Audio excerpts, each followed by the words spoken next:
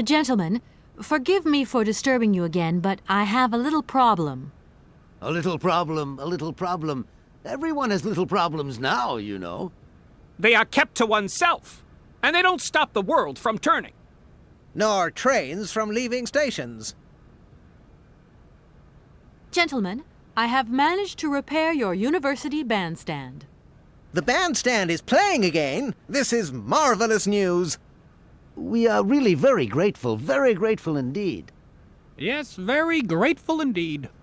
We will look back on your visit with much fondness in our hearts. And now let us in turn honor our word. How much is it you need, miss? $100, if it's not too much to ask. Something about We agree to grant you the aforementioned sum, miss.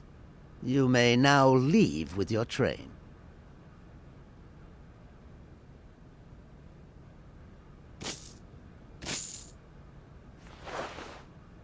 And while we're on the subject, when will you be leaving? Yes, because now you should relocate your train as quickly as possible.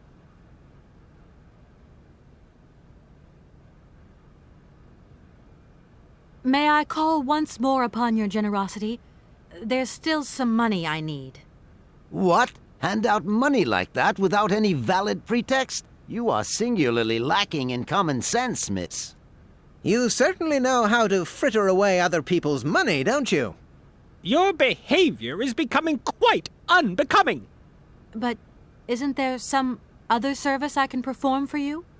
There's nothing we can do for you, young lady. We have no other chores that need doing. We have to watch our university's expenditure. Its resources are not bottomless, you know. And our philanthropy, too, has its limits. My word! Here we are, busy chatting, and look at the clock. It's tea time. Already? My word, doesn't time fly by? Thank you for a charming visit, miss. And thank you, gentlemen.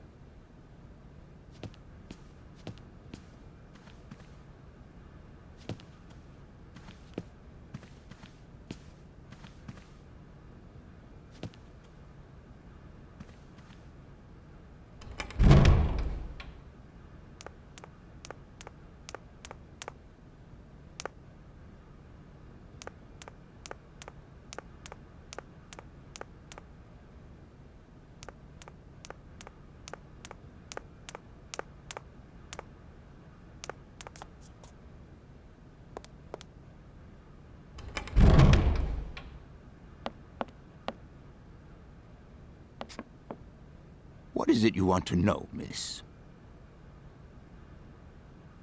What would you say about seeing Hans Vorarlberg again?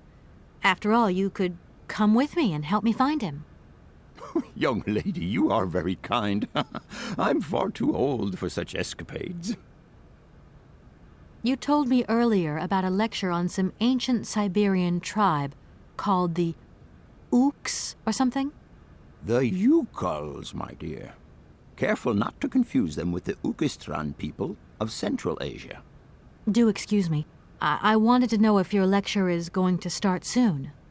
Your eagerness to learn delights me, my dear. But I haven't finished studying this marvelous mammoth effigy yet. Don't worry, I will call you. See you later. I'll leave you in peace. I hope I haven't disturbed you too much. Sorry? No, not at all, my dear child.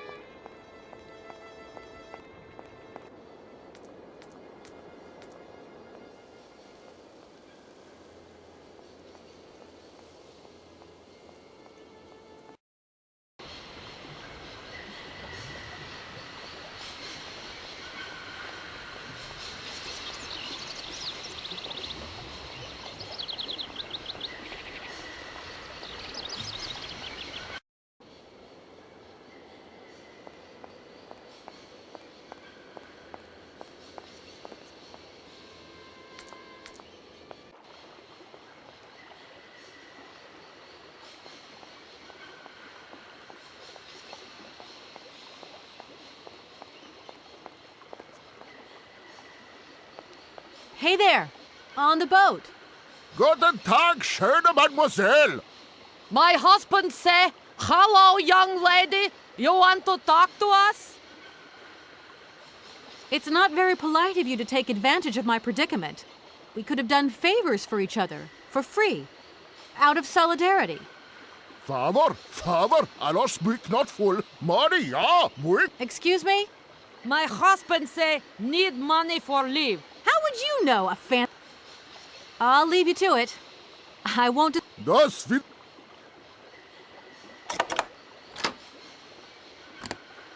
There you go. Here's your money. I've checked it. It's all there.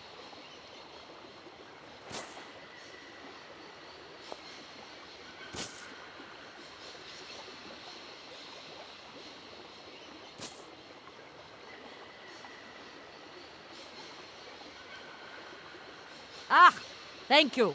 Not difficult get dollar. See? You are a real businesswoman. I'm not the only one around here. We pleased to do deal with you. Now, you open lock or we no help you. Why didn't you manage to open them?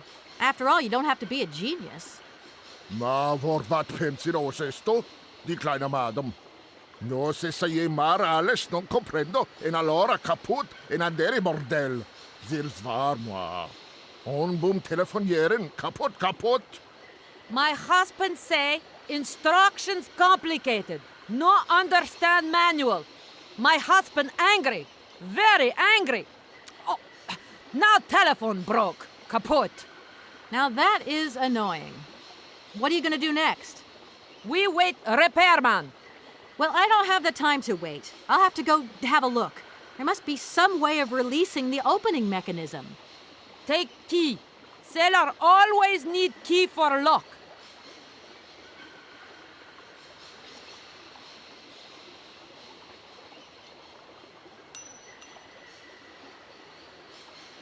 Okay, thanks.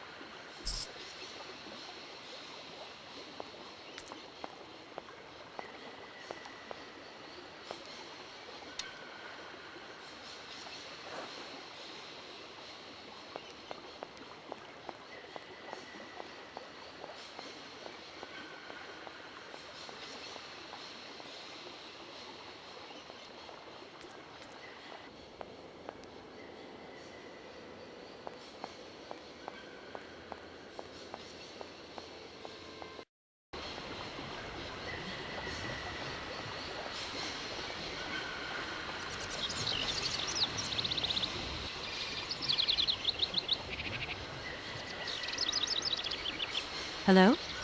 Hey, how's my little baby girl? I was thinking about you only yesterday because I saw this fantastic fur coat. You are wrapping up warm, aren't you? I mean, people in foreign countries never know how to dress properly for the weather. Mom, it's so sweet of you to worry, but I'm fine, really. The trip's a breeze, no worries. I mean, there's... Well, when are you coming back? Frank is dying to meet you. Frank? Oh, yeah, your singer. You two seeing each other then? Oh, you'll never guess the surprise he gave me yesterday. No, I suppose I won't. Frank invited me to a big charity show organized by, someone or another. Anyway, they got him singing a couple of old numbers from his repertoire, and in the end, he asked me to go up on stage with him. Can you imagine me, your mother, on stage in front of thousands of people? Wow, I would have loved to have been there. Not too emotional, I hope. Oh, too emotional by far, especially as I hadn't even been to the hairdresser. Well, I didn't even have the proper dress on. But Frank promised me he'd see to that next time. Oh, he's such a cutie, and he's got the sweetest little... I'm sure he has, Mom. It would be so good if you could join us one day. Let's see, when is his next gala? I'm so forgetful these days. I swear I'd lose my head if it weren't in the clouds. You just watch out, my girl. Them years will catch up with you much quicker than you think. I'll look out for them, Ma. Nice to hear your voice. Lots of love. Well, to you too, my little munchkin.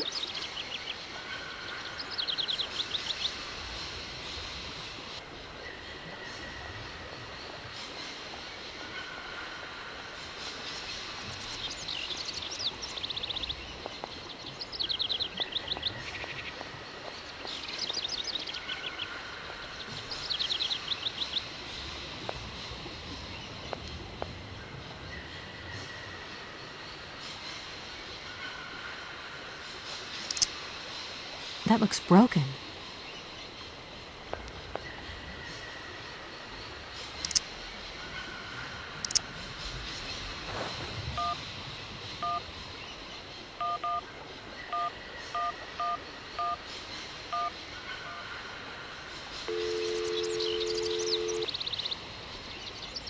Welcome to the East Block Control Center. To start, press the number sign.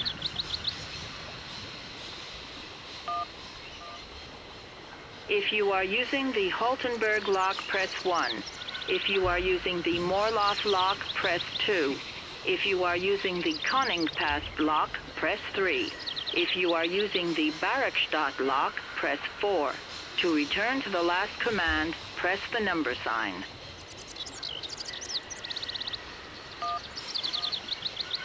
If you want to raise the water level, press 1.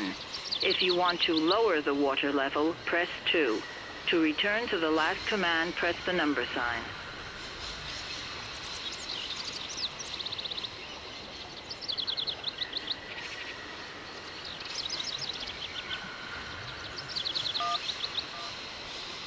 You want to lower the water level in the Barrackstadt lock?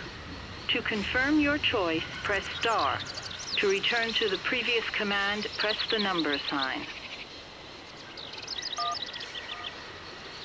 Your request has been logged. Unfortunately, our regional technician is currently on holiday, and no replacement is available.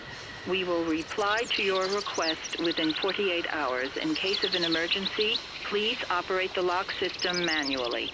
We apologize for delays to our service.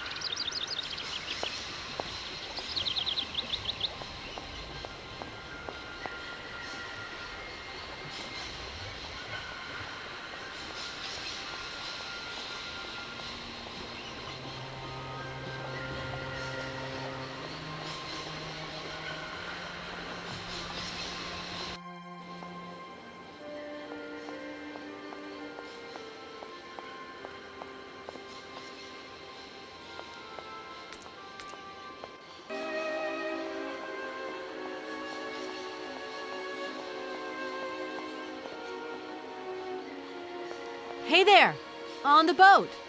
Guten Tag, schöne Mademoiselle. My husband say, hello, young lady. You want to talk to us?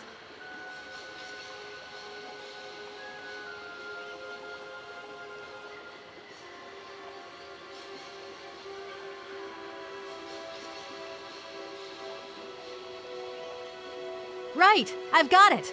I know now how the locks work.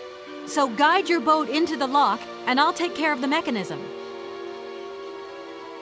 Godverdomme. Das ist eine echte Ladies. Alle etwa, range alle Dingen and obligados de dame. Ach, set content on route again.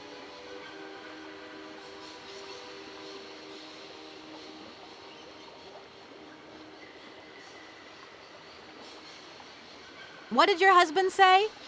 You, hurry up. We hurry to travel again. Okay. We'll meet each other on the other side. By my train, okay?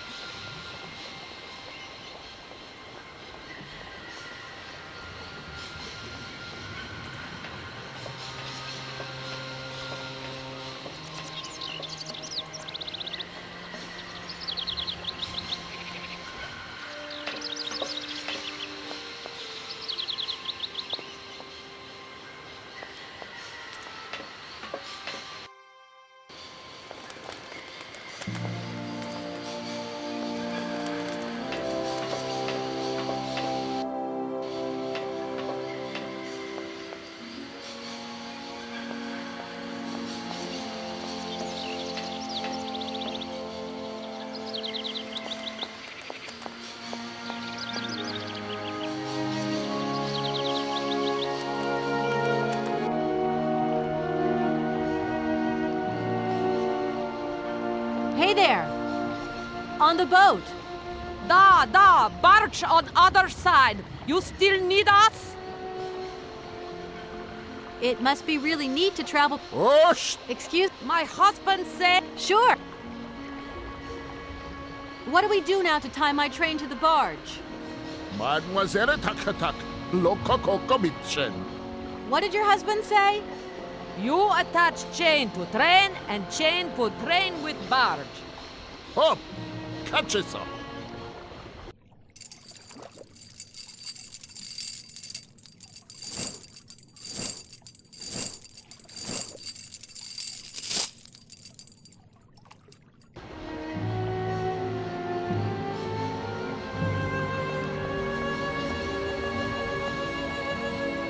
If that's going to work, it looks like something's missing.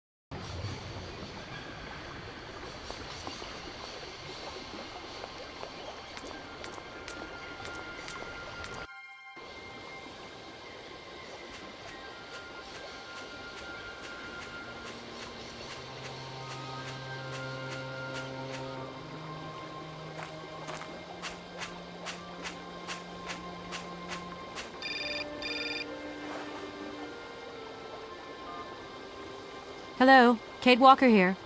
Miss Walker, this is Professor Ponce. I'm about to start my lecture on the Yukols at any moment. Please make haste to come. Okay, I'll give it my best. Excellent. We'll be in the main lecture hall. See you soon.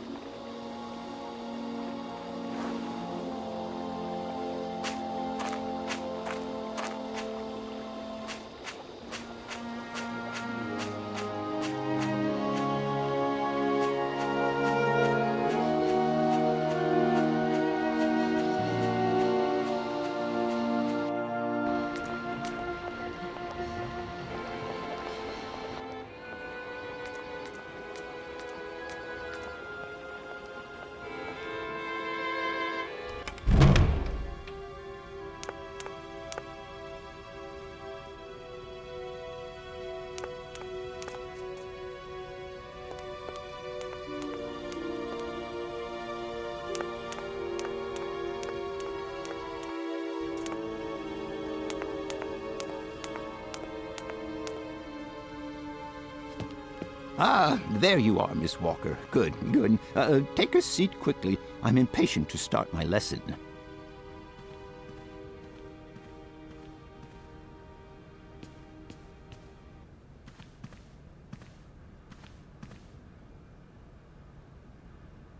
My young friends, a very exciting discovery, unimaginable up until only a few hours ago, has come into my hands and has finally allowed me to complete my study on the mysterious Yukol people. Lights, please. The Yukols are a people from the far north about whom very little is known.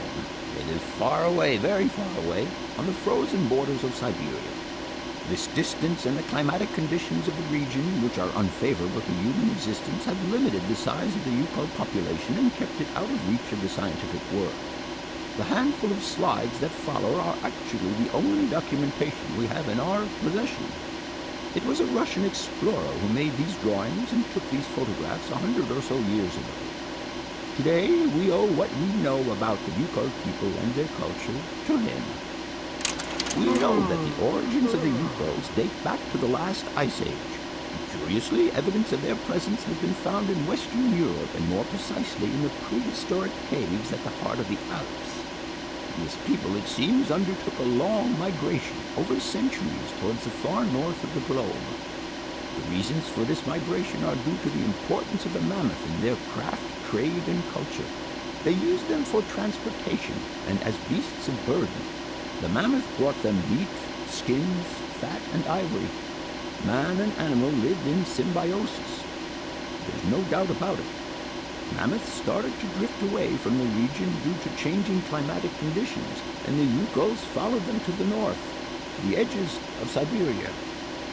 Prehistoric cave drawings, identified as Yukol in origin, first led me to the extraordinary hypothesis that the Yukols had managed to domesticate the mammoth. They are, to the best of our knowledge, the only prehistoric people to represent a man riding a mammoth. Today, because of this genuine mammoth skin effigy, identified by myself as an authentic Neolithic object, I can confirm this hypothesis. Yukol forebears managed to tame mammoths. Prehistoric man uses little imagination. He draws what he sees and represents scenes from real life. This familiar day-to-day object is actually a children's toy. As we have seen, Yukol existence was inextricably linked to that of the mammoth. They used its skin for clothing and to make the roofs and walls of their houses. They used the tusks to build the frameworks of their homes, as well as weapons, tools, and jewelry. Curiously, the disappearance of the mammoth 12,000 years ago had no immediate effect on the Yukol's way of life. It seemed that for a long time after, the people maintained their strong bond with the mammoth through the centuries. As incredible as it may seem, the Yukol people have continued right up until the start of this century to feed themselves on mammoth meat and to use the skin for clothing and shelter. Their ivory craftwork industry is still flourishing. It would appear that to preserve ancestral customs, the Yukols learned how to exploit through the centuries the large number of frozen mammoth carcasses that were perfectly preserved in the ice of the Siberian tundra. They have been able to live mainly off this enormous freezer stock for almost 30 centuries. As plausible as this explanation may seem, it seems it is not enough for the scientific community who, I will confess, is greatly perplexed by the question. In the absence of acceptable scientific evidence, we have to make do with Yukol shaman artifacts. The research department that I have the honor to represent today lends no credence to the myths and legends that these tribal charlatans peddle. We have to take their stories at face value, mere tales to while away the long Siberian winter.